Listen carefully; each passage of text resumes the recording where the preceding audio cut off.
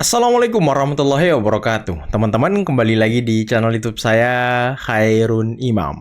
Gimana nih kabar kalian? Semoga kita semua selalu diberi kesehatan, kemudahan, dan juga limpahan rezeki dari Yang Maha Kuasa, teman-teman ya.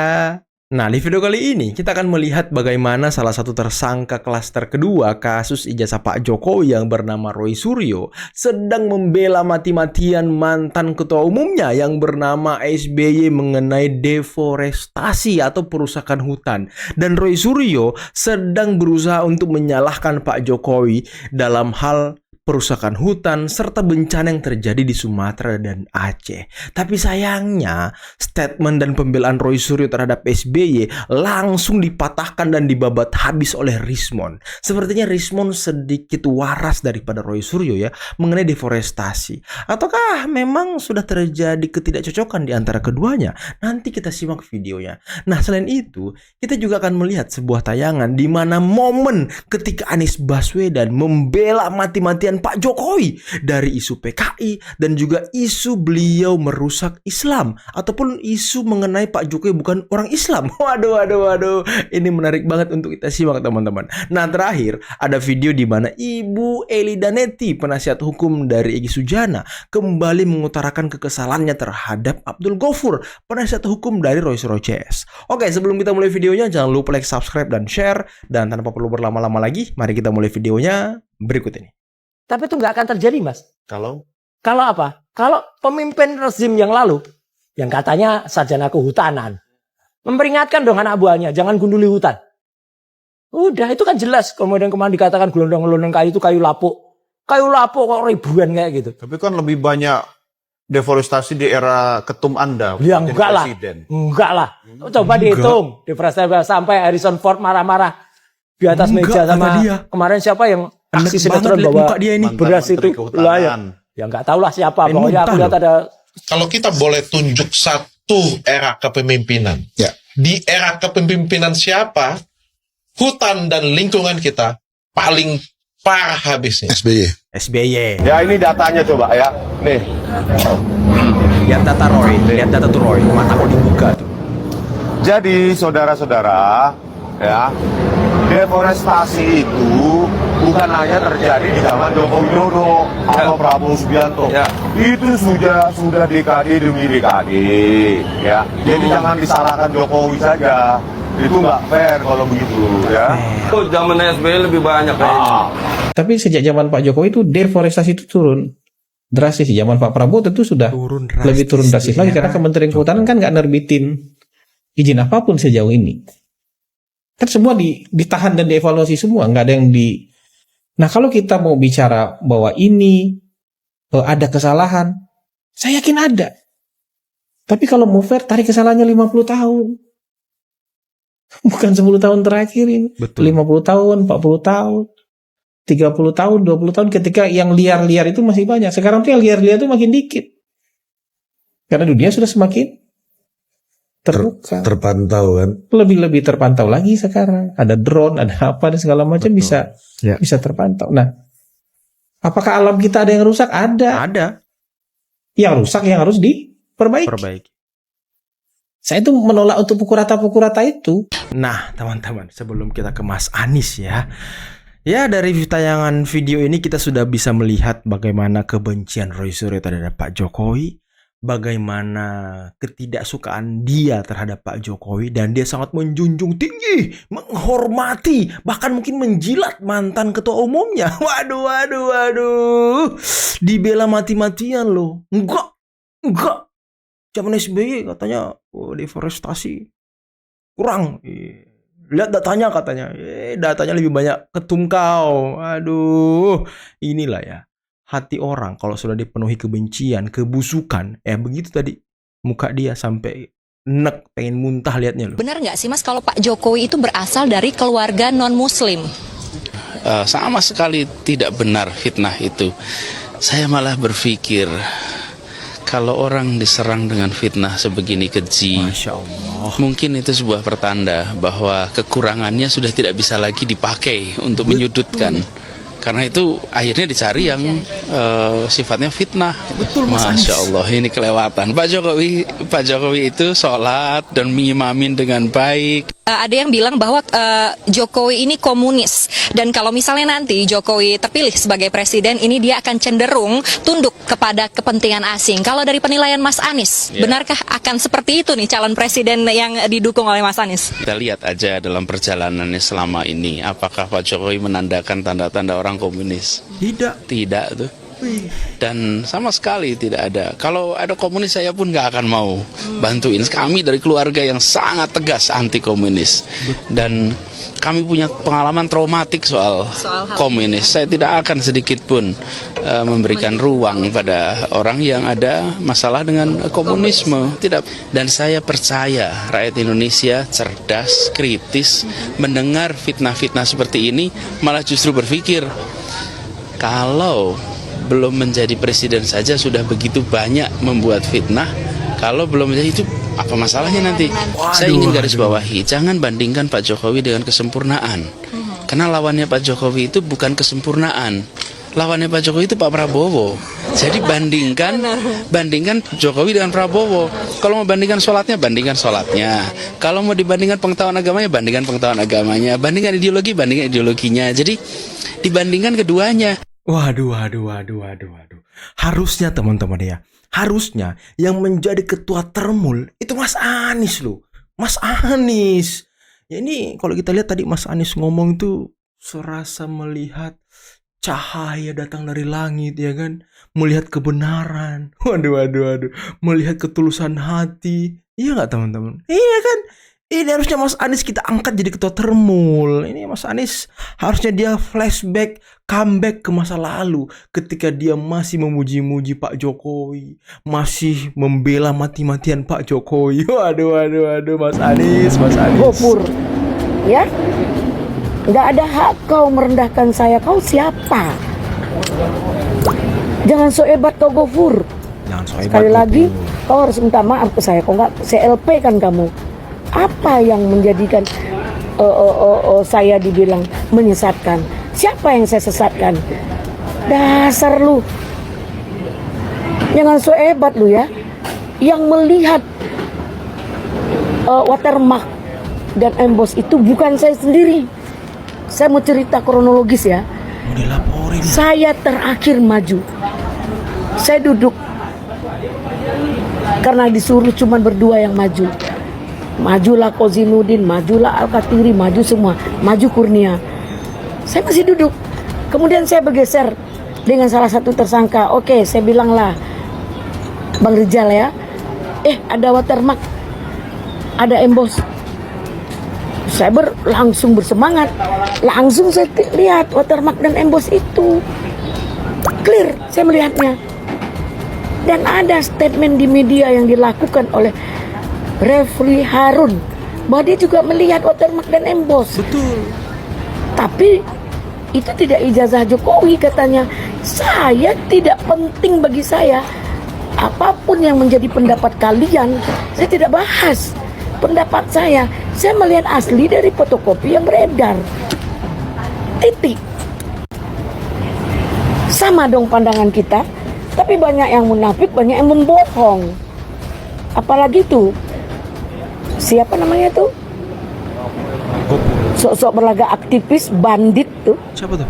Kozinudin. Kayak udah ganteng kali kau ya. Siapa namanya tuh? Yang prewed itu? Siapa? Rustam. Saya baru kenal dia. Siapa dia? Mengaku-ngaku aktivis 98. Banyak aktivis 98 tidak pernah mengetahui kamu. Jadi jangan begitu kau. Kapan saya menangis? Kapan kau menegur saya? Bun, jangan lebay lah. Kok itu aja nangis, lebay, diketawain saya sama orang. Kan tidak baik juga kamu seperti itu. Bangga kamu seperti itu. Beberapa negara lain menonton dari hasil media. Contoh ya, iNews ya. Itu luar biasa pancingan-pancingannya sehingga tembak-tembakan bunuh-bunuhan aja yang belum. Sampai keluar kebun binatangnya juga sudah. Nah, makanya kita jangan memperlihatkan ke kelayak ramai, ke dunia, ke masyarakat Indonesia khususnya pertengkaran-pertengkaran tentang penegakan hukum yang tidak baik untuk contoh untuk generasi kita. Jadi ini sangat tidak elok dan miris juga kita melihatnya. Saya melihat mereka-mereka itu semua butuh publikasi sehingga mereka tidak lagi memperlihatkan profesional mereka dengan silent, dengan elegan. Mereka memperlihatkan bahwa saya ini yang benar, lu siapa? Seperti itu, sehingga terjadi merendahkan. Malam di Widya Chandra menjadi saksi bisu sebuah keretakan besar saat 4 petinggi partai berkumpul di kediaman Ketua Umum Partai Golkar, Bahlil Lahadalia. 1 kursi kosong bicara lebih keras dari 1000 kata. Apakah Partai Demokrat didepak dari lingkaran dalam? Sebuah pesan terang di tengah perpolitikan nasional. Penyebabnya bukan lagi rahasia. Demokrat memilih berada di parit yang sama dengan PDI Perjuangan melawan titah Presiden Prabowo soal pilkada lewat DPRD. Bagi istana, ini adalah pembangkangan. Bagaimana mungkin kawan koalisi justru menjadi duri dalam daging bagi gagasan sang pemimpin? Tak hanya soal pilkada, suara dari Cikeas kian memekakan telinga. Kritik pedas orang-orang dekat SBY atas penanganan bencana hingga raport merah untuk diplomasi luar negeri menjadi bumerang. Di mata koalisi, Demokrat dianggap telah melampaui batas, makan di satu meja, tapi menikam dari belakang. Kini, garis batas telah ditarik. Pertemuan tanpa bintang Mercy ini adalah sinyal awal pecahnya kongsi. Prabowo tak butuh sekutu yang gemar mengkritik di depan publik. Pilihannya hanya satu, patuh sepenuhnya, atau angkat kaki dari barisan. Saat loyalitas diuji, Widya Chandra menjadi bukti. Dalam politik Prabowo, tak ada tempat bagi penentang. Tentu kejutan itu sempat menggoyahkan kita. Dan yang lebih berat adalah dinamika politik tersebut telah membingungkan masyarakat luas. Di mana Partai Demokrat berada. Tentu kita punya harga diri dan kehormatan. Dan kita bersyukur bahwa peristiwa tersebut justru telah membawa kita pada sesuatu yang jauh lebih baik. Katanya selang itu anti-otoriter. Tapi anti-otoriter ke siapa? Yuk flashback dikit. Dari Orba sampai reformasi, selang dikenal keras ke kekuasaan. Itu jadi reputasi yang dibangun dan dihormati. Tapi pas kekuasaan dipegang si merah, kritiknya terasa lebih jinak. Kritiknya pilih-pilih, bahkan nadanya juga dijaga. Padahal anti-otoriter itu soal konsistensi ideologi. Kalau keras ke lawan, tapi lunak ke kawan, itu bukan perlawanan tapi kritik bayaran dari pemesan saat di dalam atau di luar lingkar kekuasaan. Sekarang berani kritik tajam, karena si kawan sedang jadi oposisi. Padahal kalau anti-otoriter, harusnya nggak pilih-pilih pas mengkritik kan guys. Jadi kalau berpegang kepada data-data yang ada, kayaknya setelah keadaan-keadaan terpepet, keadaan-keadaan yang sudah tidak bisa membela diri lagi, Roy Suryo itu mendeklarasikan diri bersama Rismond dan Tipa bahwa dia sebagai peneliti. Awalnya kasus ini bergulir, itu bukan itu narasi yang dibangun. Dia melihat ada kejanggalan, ada keganjilan, yang kesimpulannya dari apa yang sudah diamati oleh Roy Suryo itu, ya, dan kawan-kawan, ijazahnya Pak Jokowi itu palsu. Kalau saya lihat seperti itu. Jadi kalau dikatakan bahwa dia awalnya itu adalah sebagai seorang peneliti, itu tidak pernah kita dengar. Dan kita tidak pernah tahu menyangkut masalah itu. Nah, sekali lagi saya katakan, pada saat posisi yang terjepit, posisi yang tidak menguntungkan, dia berdalih dia sebagai katanya seorang peneliti.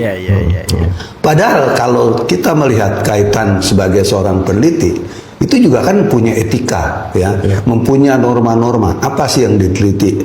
Kalau yang namanya diteliti ijazah atau surat atau dokumen-dokumen lain, itu kan tentunya parameter untuk melakukan penelitian. Itu kan dari dokumen yang benar, dari dokumen yang sah, yang legal, yang diakui keberadaannya.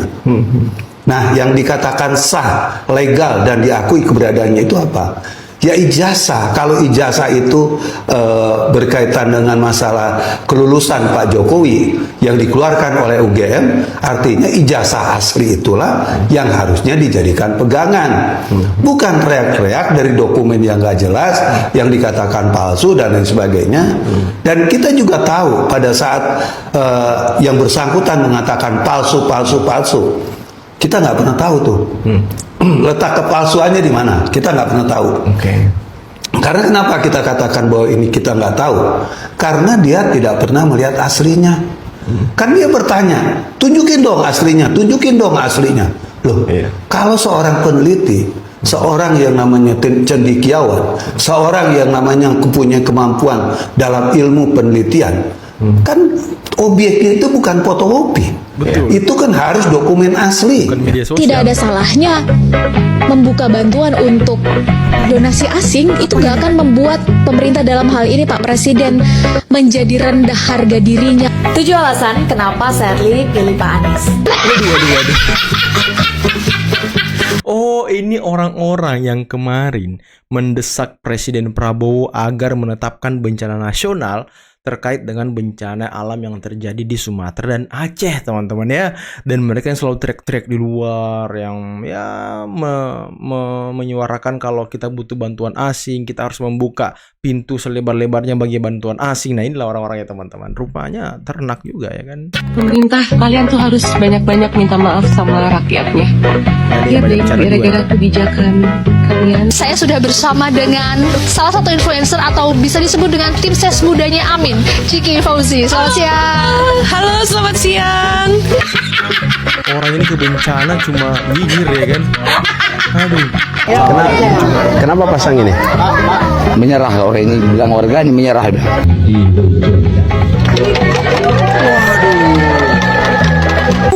Apa tadi tuh? Bentar teman-teman. Tadi apa tuh? Bentar. Gerakan rakyat. Disingkat apa tuh? Geriat. Gimana? Gerak. Apa singkatannya itu? Kaniat. Gimana nih? Kali mukanya kan. Meanwhile. Dan di saat para warga, relawan, pemerintah sedang bekerja keras, gotong royong supaya Sumatera ini cepat pulih, ini orang justru sibuk kampanye, safari politik di tempat bencana lagi. Ya Allah, bener-bener nir empati sekali ya Anda, ha? Nggak pendukung-pendukung Anda nih sama aja. Orang-orang lagi sibuk mikirin gimana itu ya pemulihan bencana di Sumatera, lu sibuk mikirin 2029.